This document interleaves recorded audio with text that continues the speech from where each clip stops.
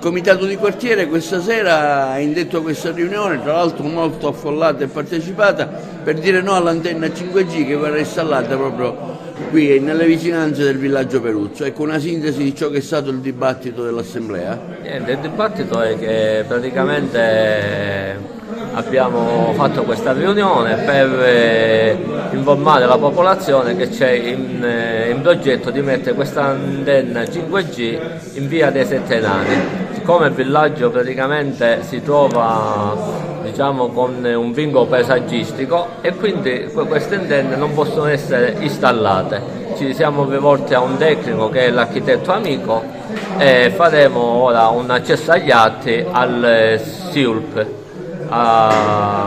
per vedere un po' come muoverci. Ecco, ci saranno altre riunioni di questo tipo? Sì, indubbiamente sì, la faremo. Ora ne faremo poi con gli altri comitati pure che sono disponibili a affrontare questa tematica.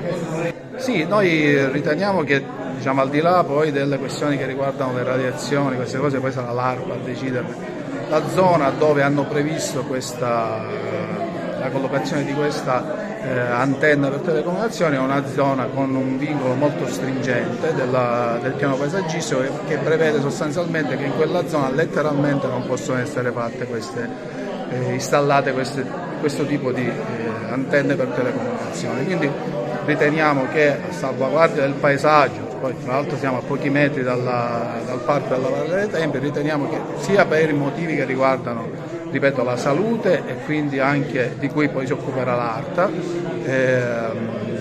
eventualmente per fare delle verifiche, ma soprattutto noi ci opporremo proprio perché il piano paesaggistico prevede che in quella zona non vengano installate questo tipo di antenne. Quindi al di là poi delle questioni amministrative, silenzi assensi, così, noi andremo in fondo alla vicenda perché riteniamo che a salvaguardia, ripeto, del paesaggio e della salute dei cittadini che vivono in quella zona e sono tanti, questo tipo di antenne non vengano installate. Cosa è emerso dall'assemblea? Qual è stato, diciamo, anche cosa hanno detto i cittadini del villaggio?